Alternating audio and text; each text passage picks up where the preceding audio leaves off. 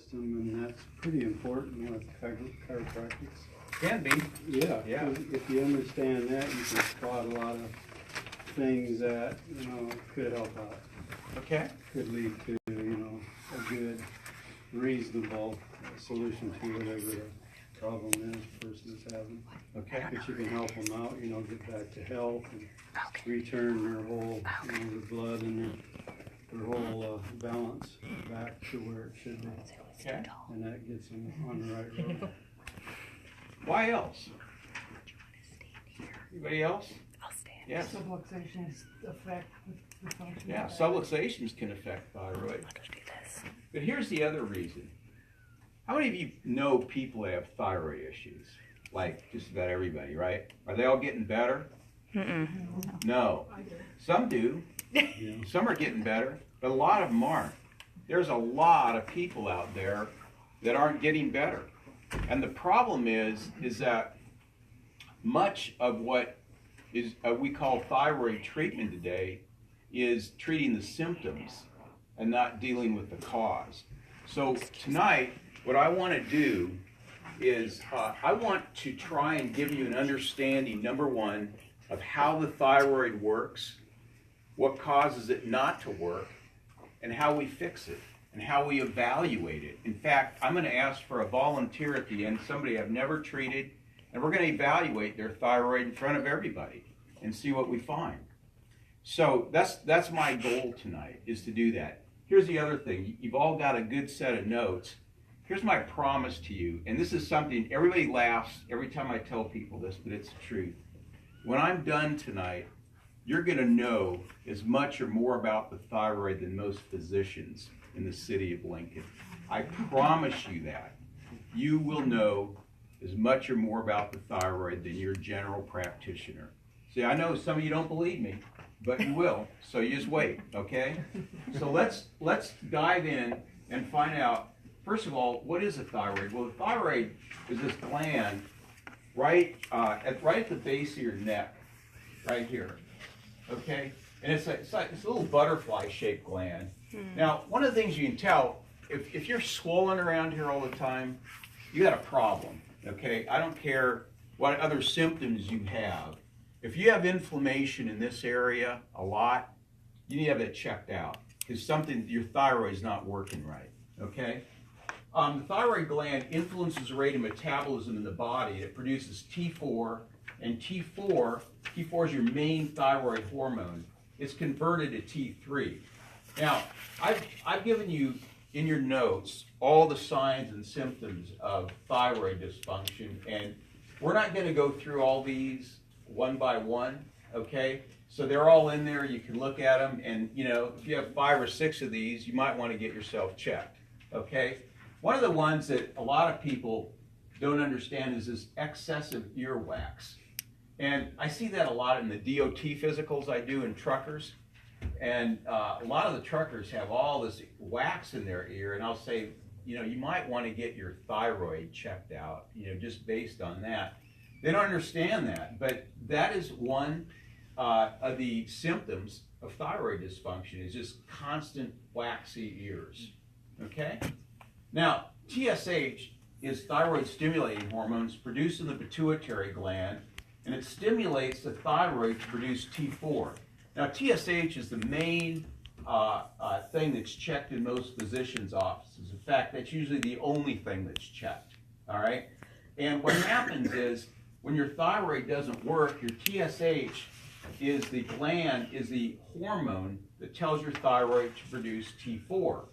And so if your thyroid is not producing enough T4, your pituitary gland sends out more TH, more messengers to say, hey, make this hormone, make this hormone. If it doesn't do that, it sends out more of them, your TSH begins to elevate. The problem is I've seen a lot of very dysfunctional thyroids with a normal TSH. I've seen a lot of autoimmune thyroids with a normal TSH.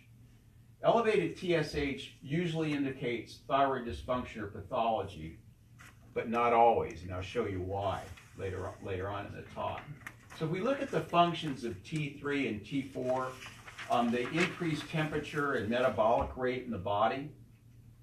They increase the breakdown of fat. They play an important role in growth and hormone development. They have a direct effect on the heart, which is why when you have, hyperthyroid causes fluttering of the heart, and you get heart palpitations. They have a significant effect on bone turnover. So thyroid functions can contribute to osteoporosis, thyroid dysfunction. They have effect on the central nervous system and are very important for mental development. Now, one of the things that I'll just throw out there that I want you to understand is that iodine is really important for the developing baby. And I think all pregnant mothers should take iodine because iodine actually increases the IQ of the child. Very, very important. Think of T4. T4 is like crude oil.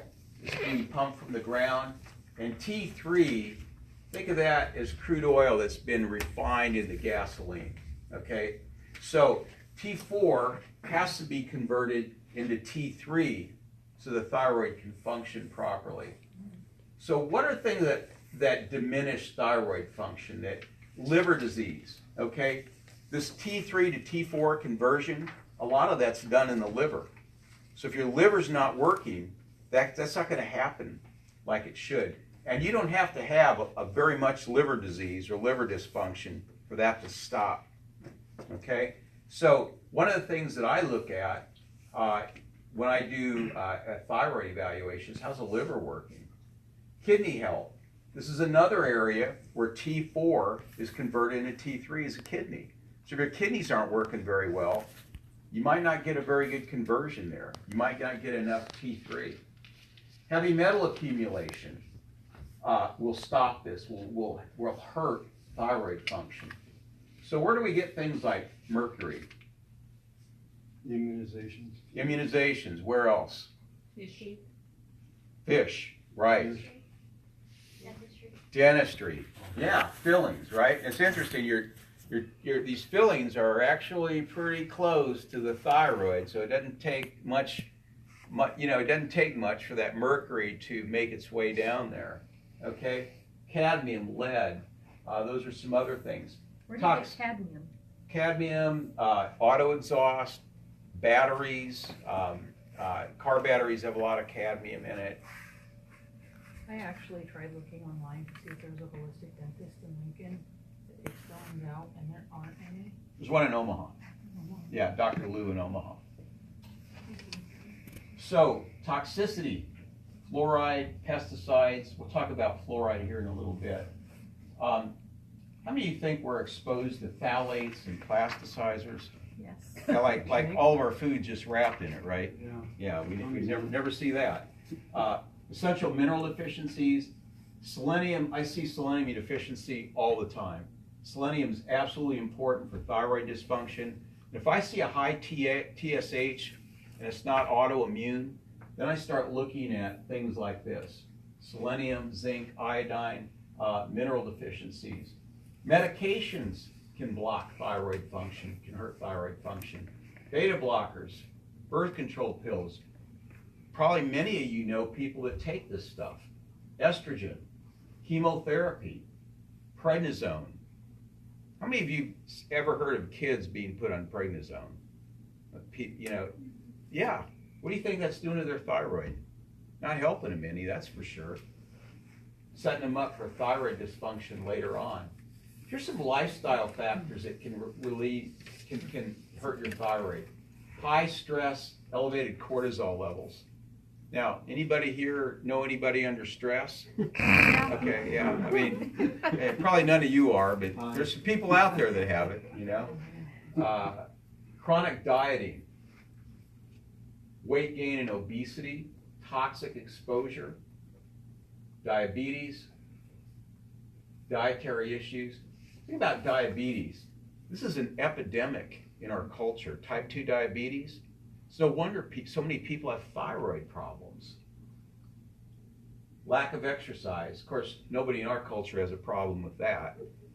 So enough of these factors can actually start affecting the way your thyroid works. Now, if you look at, there's a couple of hormones I want you to be familiar with. with the thyroid. Number one is T3. T3 is like the accelerator. It accelerates metabolism. Reverse T3 is like the brake. Okay, so a car needs an accelerator and a brake. So does your thyroid. So how many of you have heard of reverse T3 in here? Yeah, some of you have. Good, good. Yeah, it's important. All right. So that's one of the hormones I check when I do a comprehensive thyroid panel is reverse T3. We want to find out, is there something putting the brakes on this person's metabolism? So what are the factors that cause your body to make too much reverse T3? There's our old friend, diabetes. Okay? Fasting. Now, I think that you can do some fasting and it's not going to hurt you. I think if you're chronically fasting, then that's going to slow down your metabolism. Your body's going to, your thyroid's going to slow way down if you do too much of it. Free radical pathology, heavy metals, prolonged illness, and stress. This is a main one. Stress is the main thing. When your cortisol levels go up due to stress, that can cause the increase the conversion of T3 to reverse T3. Like by free radical pathology, do you mean like x-rays and stuff like that? X-rays produce free radicals, but they don't, just getting a set of x-rays isn't going to hurt your thyroid. But free radicals, meaning that you're eating a lot of food that's producing free radicals, or you're ingesting a lot of toxicity like pesticides, insecticides, things like that, that is causing that in the body. Here's some common problems that most people don't realize are caused by thyroid dysfunction. Panic disorder and generalized anxiety. Okay, what do people get for this? What do people normally get? Anti-anxiety meds. Yeah, anti-anxiety meds, okay? And it might be a thyroid issue. Obesity, sexual dysfunction, edema, fibromyalgia. Anybody that has fibromyalgia that comes into my office, I always look at glandular dysfunction. Thyroid's one of them, the adrenals are the other, and we'll check that. We'll talk about that in a little bit. And here's all the scientific references of where I got that. Headaches. Subclinical hypothyroidism is an exacerbating factor for migraine headaches. Carpal tunnel syndrome is common in thyroid patients. Irritable bowel. Insomnia. Hair loss can be caused by hypothyroidism. And hypothyroidism can be triggered by stress and by surgery. How many would imagine that surgery is kind of stressful? Yeah, it's really stressful on the body. Depression is also something that's caused by thyroid. So how do we evaluate the thyroid? So I'm going to give you some things that you can do at home that cost very little money, okay, to evaluate your thyroid. First of all, you can evaluate how bad your body needs iodine. And this is a qualitative test.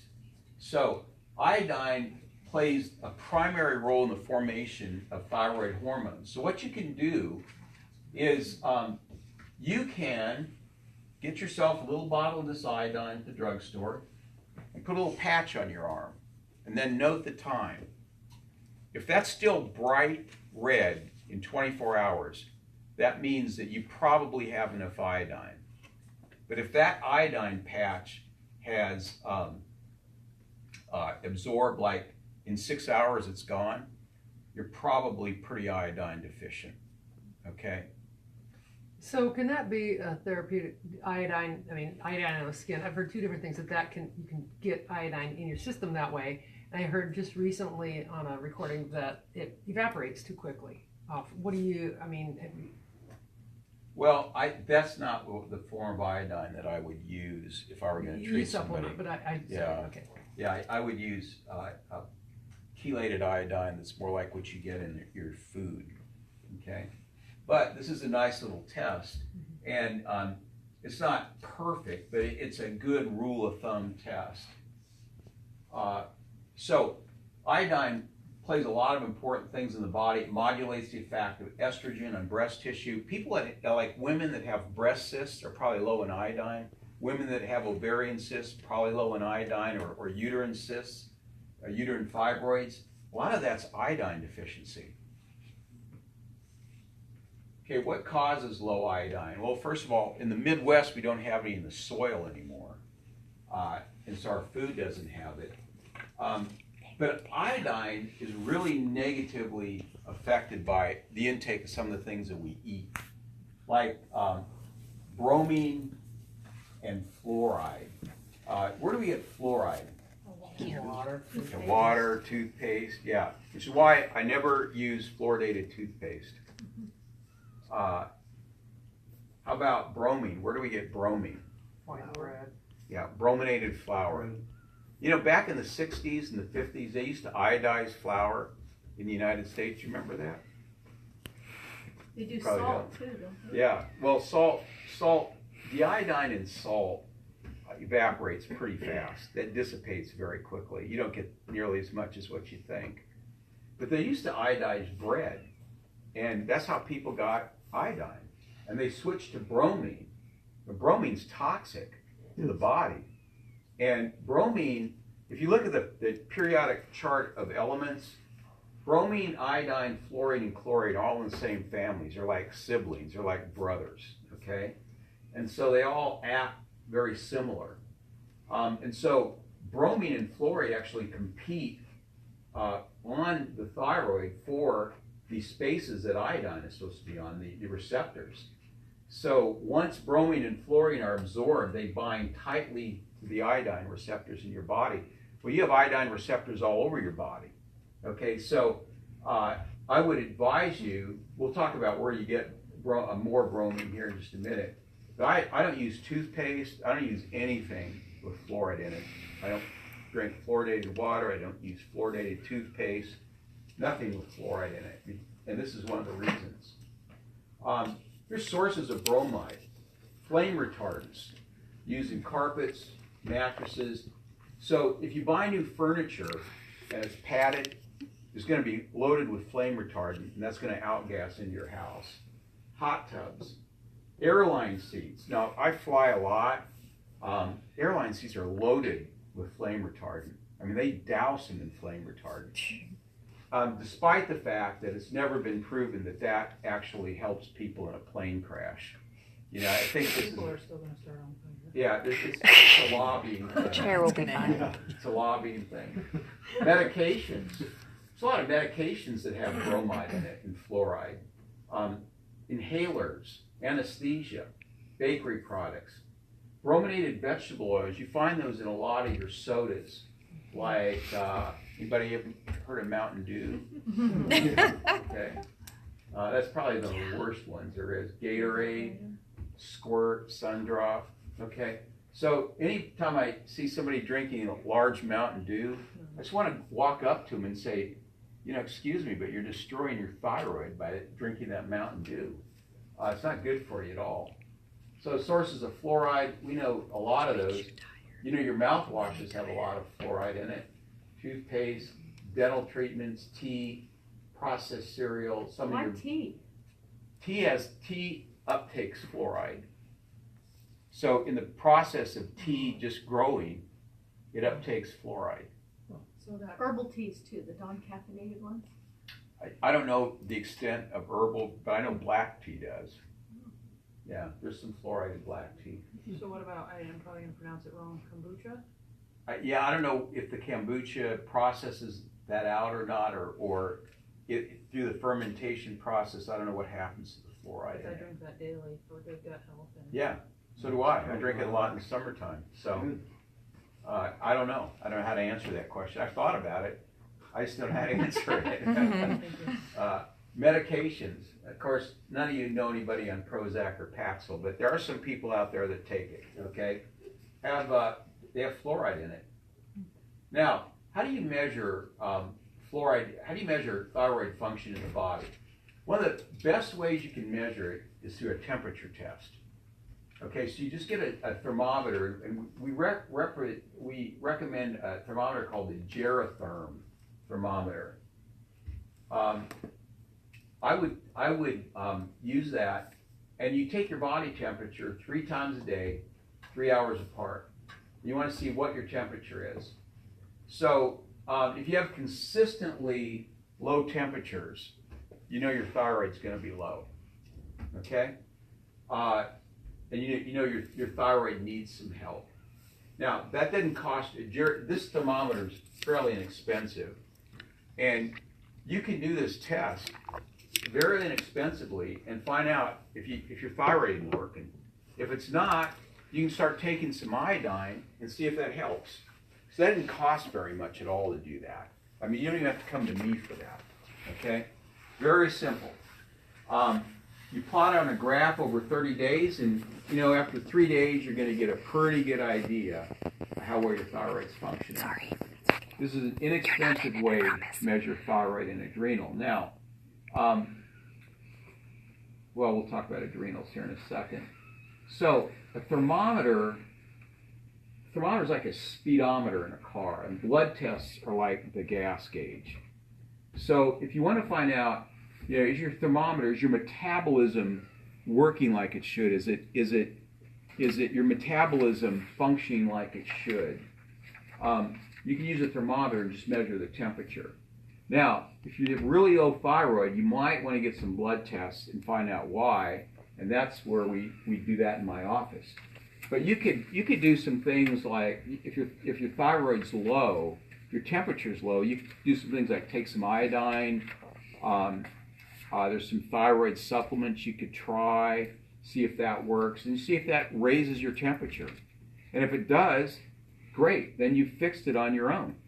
Have you heard of sea kelp drops for helping with? Kelp? Yeah, it's high in iodine. Oh. Yeah, kelp's high in iodine. That's why it works. Okay, it's organic iodine, so it's protein bound iodine. I asked that, and the lady goes, I don't know, and I'm like, okay, guess I'll find out before I take it. Yeah, kelp's high in iodine. So the body temperature is not just a good measure of metabolic rate; it's an exact measure. Okay, so you can't have hypothyroid problems without a low body temperature. Now, let's talk about adrenal function. Now, I always say this, the most abused gland in all of medicine is the thyroid gland. And Dr. Desiree agrees, don't you? You probably see people in your practice with that, don't you? Most abused gland, it's radiated, it's cut on, it's drugged. The most ignored gland in all of medicine is the adrenal glands, okay? Yet the adrenal glands and the thyroid glands are like joined at the hip. So what happens with the adrenals affects the thyroid. So the adrenal glands are your stress glands. They help your stamina, immune function. Thyroid and adrenal go together like they're on the same team. Now, when you see a body temperature that goes up and down like this, or really erratic, sometimes up, down, that's an adrenal problem, not a thyroid problem. Most people I know that have thyroid problems have adrenal problems. Most people. Okay? Now, here's another really, really important thing here. Now we're getting into why the thyroid stops working right. Okay? It's a thyroid-gut connection. The thyroid is very important for your normal gut function. It has to do with how well your intestines move and eliminate. They're important for healthy gallbladder and liver and bacterial balance. So if you look at the cutting edge research right now that is dealing with autoimmune thyroid function, it all revolves around what's happening in the gut. Leaky gut issues, when your gut is not working, when you have food intolerances, when the lining of your gut is opening up and allowing products, food, undigested food into your bloodstream. This is causing a lot of autoimmune problems in the body, a lot of autoimmune thyroid problems. This is called leaky gut. It has to be addressed. So when I do a lab test and I find out somebody has autoimmune thyroid problems, immediately we do start doing tests on their gut. We want to find out, is their gut working right? Okay? Do they have leaky gut? Are they intolerant to things like wheat and other foods that they're eating? Here's another thing that I want you to understand about Hashimoto's. Hashimoto's is an autoimmune disease where the body attacks the thyroid. It's epidemic. It's a major factor in gluten intolerance. And gluten mimics thyroid tissue, which causes the immune system to attack the thyroid. This is called molecular mimicry. If there's one thing that I want you to remember tonight, it's that word, molecular mimicry. It means that certain things, certain foods that you eat look like glandular tissue in the body. So the body, if you're intolerant to those foods, the body will actually attack the food first, and then it says, hey, this looks a lot like something else I know in the body, like, hey, the thyroid. So it starts attacking the thyroid. That's how you get autoimmune problems in the body, molecular mimicry. So it can also be caused by a variety of plants, and we call these plant lectins. Now, not all lectins are bad, but they're a form of protein in plants, and they can create all kinds of problems in the body. And some people can be allergic to certain lectins and be fine with other ones. So lectins are found in grains, like gluten is a lectin, legumes, nightshades, like such as tomatoes, eggplants, potatoes, and peppers. And any one of these foods can wreak autoimmune havoc in the body. Some people can handle some of them, some people can't handle any of them. One of the most harmful lectins is wheat germ agglutinin, which is on one of the tests that I test for. It's found in wheat and seeds, and it contributes, a very, very powerful contributor to leaky gut dysfunction. So a lectin-restricted diet may be helpful if you're dealing with any of these things: arthritis, heart disease, obesity, diabetes, irritable bowel, thyroid dysfunction. And we test for those in the wheat Zoomer test. That's a test I do in my office.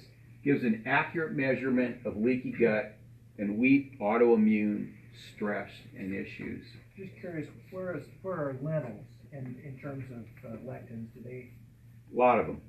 Great. The soup I made last night is. Well, you may not be lectin intolerant. You know, you may be okay with lectins. I don't know. But they do have a lot of lectins in them. Some people can't tolerate lentils. So I don't know where you are with that. I'll find out tomorrow. Yeah, I guess. So anciently, did they used to sprout the grain? You get that manna bread that's a sprouted grain, and then they make it into a bread. Anciently, say in Jesus Christ's time, did they sprout their grains? Back in Daniel and the Shadrach, Meshach, did they sprout? I don't know. Not that I know of. I wasn't around. I mean, I'm sorry. So I don't know. Not that old, yeah. I don't know. I know that there wasn't all the interbreeding of wheat and all the we've done so much. all the things that we've done that have caused a lot of our issues. I know that. They didn't have glyphosate and Roundup back then. I know that. So a lot of the things that we've done to pollute our food supply, our food sources, obviously weren't around back then. So lifestyle measures to lower your body temperature, de-stress your life, exercise, detoxification, eat organic foods. Let me tell you something about organic foods and non-organic foods. There's a lab out in Iowa that I use. It's a very good lab. It's run by a PhD who's really into research. And I read an article by him once, who said that he tested non-organic spinach and found residues of 7 different pesticides on non-organic spinach. So it's really good to eat organic produce if you can. Okay, avoid gluten and other lectins. Get radical rest, whole food, multivitamin, good nutrition. Now, when I measure a thyroid, these are the tests that I measure. We won't spend a lot of tests on this. These are really valuable. Usually I can tell what's wrong with your thyroid just by looking at those tests. And then if your autoimmune markers come up, then we need to start testing foods and find out what you're eating that you're intolerant to. Another thing that I want to mention about thyroid function is your thyroid is a nerve supply, and it comes out of the base of your neck. So if you have a subluxation here, a misalignment here causing nerve dysfunction, that can affect thyroid function.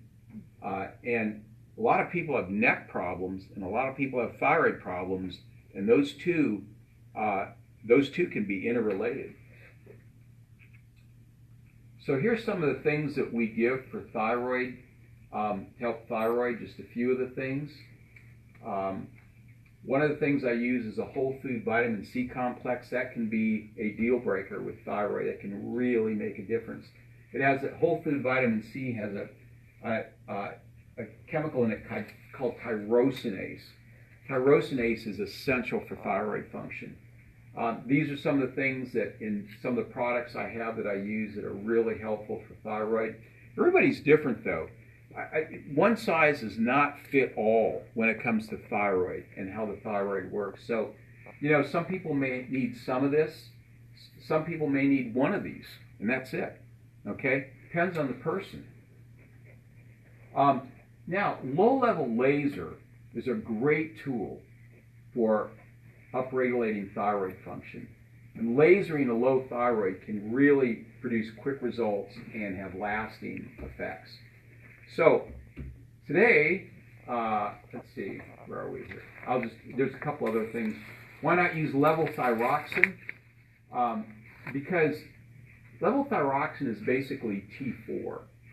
And T4 doesn't help impaired conversion. So if you're low in selenium, T4 is not going to help you. And if you can't convert, because it's a lot of the other problems I showed you, the T4 is not going to do you a lot of good. It can actually worsen the conversion. If symptoms do improve with T4-containing medicine, they usually reoccur when T4 is discontinued. The classic story is I was better for 2 to 3 months, then I was worse or worse right off the bat. So if we look at the summary of thyroid dysfunction, many factors can affect it. Body temperature is an accurate and inexpensive way to measure thyroid and distinguish between thyroid and adrenal issues. And functional medicine protocols and detoxification and nutrition can restore proper thyroid function. Now, I'm going to ask, would anybody like to volunteer? And I could just evaluate somebody that I haven't worked on before. You haven't worked with her yet. She's got to volunteer. You can volunteer. Sure, I'll be Okay, good. come on up. I don't normally do We're this, just going to but- evaluate you. I'm going to do an evaluation on your thyroid in front of everybody. We're going to see what we find. Okay? Okay. You want to take your jacket off? Is that okay? Put your tip jar out. Okay. Now, I met you last week. What's your Yes, name? good, Karen. Karen, that's what I thought. Okay. I have that same Now, necklace. Let's look at Karen. I have that same Stand and necklace. face your public there. Okay, let's look at Karen. Let's get her posture. Okay. Now, I'm going to, excuse me for a second. I'm going to stand right here. And just, okay. Now, is there anything about Karen's posture that you notice that isn't normal? Yes, you got it. Her hands. She's got a thyroid posture. Okay, I'll show you what that means. Normal people, when they stand, their hands are like this. When you have a thyroid dysfunction, just stand normally now. The hands turn in, okay? That's a thyroid posture. Do that up above because I can't see them. Okay, you want to, This way versus like- this way. yeah. Normally they're like Like this. Thank you. Thyroid posture is like this. Okay. Sorry about the sun. So, why is that? Why do the hands turn in with thyroid problems? Anybody know? I know you know. You can say it if you want. This is Dr. Desiree, and she does a lot of the same work I do. Well, because thyroid function also causes muscle dysfunction, so you're going to have altered muscular function, and so then you're going to... Yeah, that's right. That's exactly the right answer. In fact, it's a very specific muscle. It's a teres minor, which is one of your rotator cuff muscles. It rotates your arms out, okay, like this. So you lose that ability so that your arms turn in. So would that be a cause of like increased rotator cuff surgery? Very well could be. Okay, so let's just test for teres minor. Okay, this is kind of crowded up here, so I'm just going to push in like this. You resist me, okay? Not too bad. Let's test the other side, okay? Let's test this side. Just All step right, I'm forward. just a pushing little towards bit. you. Yeah, just relax your arm for a Okay. second. Okay, all you're doing is pushing out like Okay. this, okay? Resist. And see, that's pretty weak right there. So she's got a weak teres minor, okay? Now I'm going to show you something really interesting that's going to blow your minds, okay? Hold this arm up. Resist me. Okay. Now all I'm going to do is take my hand. I'm going to touch her thyroid. Resist. See how weak she gets? Okay. Why did that happen? Okay, that's not some little trick that I do. This is how the body works. Why did that just happen? Because you're touching what's not working, Touching what's not working, the thyroid, and it can some. and it actually, it's the body's way of showing where there's a problem. Now I'll show you something else that's really interesting. I want you to take this hand and touch your thyroid, okay?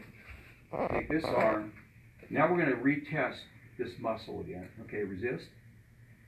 I can't move it. Take your hand down. Okay. Resist. Okay. So the thyroid was actually drawing energy out of her hand and making this muscle weak. That's how that works. Okay, now I want to show you this again. Pull this up. Resist. I'm just going to touch her thyroid. It's weak. Okay, now I made a statement on there that said low-level laser upregulates thyroid function. So we're going to do that. Laser is very powerful. This laser works at a wavelength of 635 nanometers, which is the exact frequency of light that the body heals. So I'm gonna make your thyroid better. Okay. We're going to laser it. Is that okay, by the way? Sure. Okay, I need to ask you that. Okay. So I'm putting some frequencies in here that cause the thyroid to work better and decrease inflammation in her thyroid. Okay, so we're just going to laser her thyroid. I'm going to run a little laser on it. Now, you may actually have a lot more energy later on this evening. That would be nice. You may, because I've seen this with patients. You may find that your energy goes up. We're just going to give her about 30 seconds of laser.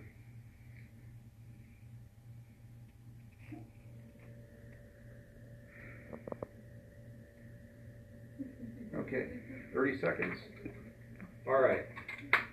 Now, let's see if we did anything. Okay, hold this up. Resist. I'm going to touch your thyroid now. There is no way I can push that arm down. Okay. Now, let's test her teres minor. Bring it in like this, okay? Push out, resist. Strong as a rock now. Okay. So her thyroid right now is working a lot better than it did. Let's see if it changed posture at all. Just relax. Is her posture any different? Can you tell? Mm-hmm. Yeah. A little bit better? Okay, it's a little better, okay? So, hey, you did great, thanks. I appreciate that. Okay, so that's how you can evaluate thyroid without any tools at all, not even temperature. So, now, I'm going to have my patient and friend, Kim, come up. Kim's been a patient of mine for a long time. She came into me with Hashimoto's, and she's going to tell a little bit of her story about what she went through, what happened, some of the changes she made to get her body to work right. So go ahead. It's all yours. I feel funny in this space. Can I sit in this space? Yeah, go ahead. Okay. Just a little tight. So, as Dr. Firnhaber said, I'm Kim, and I've had a 6.5-year battle with Hashimoto's. And it all started when, well, it actually started a lot longer ago, and I have to laugh when you talked about the earwax thing. My dad used to get earwax out of my ears when I was like young as 8 years old. Excessive earwax. So I found that to be really interesting, and I learned a new thing. But when I was pregnant, I just was extremely fatigued, which the doctors kept saying, oh, you're pregnant. I'm like, no, I've seen pregnant women. They're not quite as fatigued as I feel like I am. And I had my daughter, and after I had her, I just got sicker and sicker, and they were giving me antibiotics to try to get me well, and then they were giving me steroids to help me get better because the antibiotics weren't working. And with the steroid usage, which they don't tell you, steroids can actually cause your adrenals to shut down, which is what mine did. So at that point, they said, well, we're going to have to send you to an endocrinologist. So I still didn't know what in the world was causing all my sickness, my fatigue at all. They didn't see the symptoms whatsoever. And here I'm now with adrenal dysfunction, and the doctor, the endocrinologist, says, well, we're going to have to put you on steroids. Oh. Wait, let me think about that. The steroids, you're telling me, shut down my adrenals, but you're going to put me back on steroids to make my adrenals function. Because so now I'm stuck on steroids for life, is basically what they were telling me. And there's a very slim chance that you're ever going to get off of it. And I thought, no, I'm not living with that. I don't want to be on steroids for the rest of my life. I don't want to have another child. I don't want to be stuck on this medication. And I started seeking and learning, and I started reading a lot and trying to figure out what am I going to do. And I started seeking out alternative ways of healing. And at that point in time, I was talking to a gal in some other part of the country, but she figured out that I had a thyroid condition. And she goes, no, your adrenals are fine, it's your thyroid. And she started treating me for that. And I went into my endocrinologist, and she said, you're taking what? And at that point, I would have just taken some supplements to help my thyroid and to help my adrenals. And I went off the steroids completely. And she's like, oh, this isn't good. The stuff you're taking is a Band-Aid, and I can't test you like this. You're taking stuff that's just covering up the problem. Because the steroids weren't covering up the problem, right? And she's like, I gotta take you off that for a month and then test you. So she did. And I believed her, and I trusted her. Once again, here I was back to trusting. And I dropped so low. I lost so much weight. I was in the emergency room. And all they could focus on, at that point, they said, you have a thyroid problem. That's funny. I already knew that. And their focus was getting me on thyroid medication at that point. And I said, no, I was already taking stuff that helped me. Why would I do that? And I had already read about thyroid medication and what it does and how you just end up taking more of it and more of it and more of it until it basically kills your thyroid. And that's not what I wanted. I wanted to be healthy. I wanted to be the person that I was before. And I believed that I could get there. I don't know why, but I just believed that. And I just didn't want to be stuck on medications. So going back on my stuff, my endocrinologist fired me. And she literally did. She said, you either do what I want or you leave my office. And I'll leave your office. I still wasn't fully better at that point. I was still having struggles.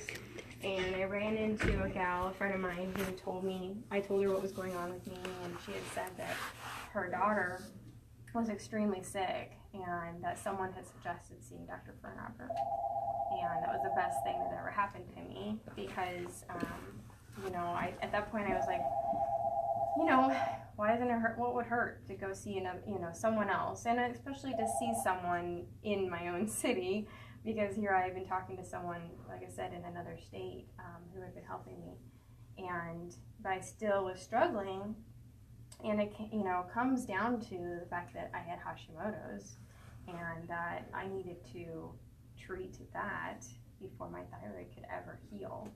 And I didn't understand that whole process. I didn't understand that concept. And Dr. Firnhaber helped me with that. He helped heal all the organs inside of me that were having so much dysfunction and issues.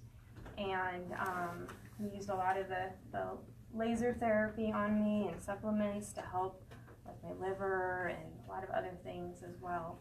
And I was also doing the diet. I I did the testing. What's that called, Dr. Firnhaber? The IgG or what? Oh yeah, the food intolerance. Food intolerance IgG test. food intolerance test, right? And I had already been doing that for a long time, eating so that things didn't cause more inflammation in my system. But for me, I got to the point where I realized I needed something more, and I had been doing some more reading and realized that I needed to try the autoimmune diet, which is just meat and veggies and limited fruit, and that's it. And I know to some people that sounds crazy, but I realize now, for me, it's a lifestyle change. Going back and learning how we really should be eating, eating healthy foods, vegetables, and not all this processed stuff, which is what I was raised on, and my parents gave up on me with eating good foods because I wouldn't eat them, a lot of kids don't, and yet we give up on that, and we say, oh yeah, you're having your mac and cheese and your corn dogs, and you continue on after leaving home, and you think that that's okay to eat like that. And I made a huge mistake because I didn't know how to eat well. When my husband and I got married, we were that young couple, we didn't have a lot of money, and so I'm like, I know how to save us money. I'm gonna make us casseroles and all these things that are cheap to eat, right? And we'll just get by. We don't need a lot. And I have to laugh because the amount of money that I saved not eating healthy and eating us well, I paid tenfold in doctors' tests and the emergency rooms visits and all of that. So, I wish I had known back then that what it was causing in my body at the time to do. And now after, that was what, I don't even know how long ago that was. Last summer is when I did the 3 months of purely the autoimmune diet. And after about 6 weeks into it, I started feeling energy again. I started feeling really good, like a normal person. And to describe to you how I felt, for those of you who've never experienced a thyroid issue, I felt like as close as I could imagine being a 90-year-old woman with no energy. I pictured my grandma at 103 just taking little tiny steps and not having the capacity to lift things and do things. And I'm, as a young person, it was just baffling. And so I'm just so grateful and thankful for Dr. Firnhaber's help through all of that, and for learning about how I should truly eat. And it's brought me completely back to health. My thyroid is completely normal now, and we just tested it, and I got a perfect score, which is so exciting. And my Hashimoto's is in remission, and the MDs would have told me that never would have happened. In fact, I was just seeing my OB, and I said something like that, and he was like, he just missed it. He was just like, yeah, well, it goes up and down when you're in Hashimoto's. And I'm like, no, really, my Hashimoto's is in remission. He didn't want to believe me, but I know it to be true, and I just feel so much better now, and I would hope to never take that for granted. Good, great, good job. That's a question about the autoimmune you were on it for 3 months. Uh-huh. Then what did you do? So now, I did reintroduce some foods, without not going back to the foods that I know cause inflammation in my body, but some of the foods that I removed completely in order to do that. Like eggs aren't on that. Eggs, right. Yeah, so I reintroduced, yes. So I did one food at a time to make sure that it wasn't something that was going to cause me issues. So I reintroduced, eggs is my first one because I missed them so much. And when you're eating like avocado and lettuce for breakfast, I really got excited to go back to eggs. I reintroduced slowly one item like every couple weeks, and now I have a few those foods, but I still try to eat as close to the autoimmune diet as possible.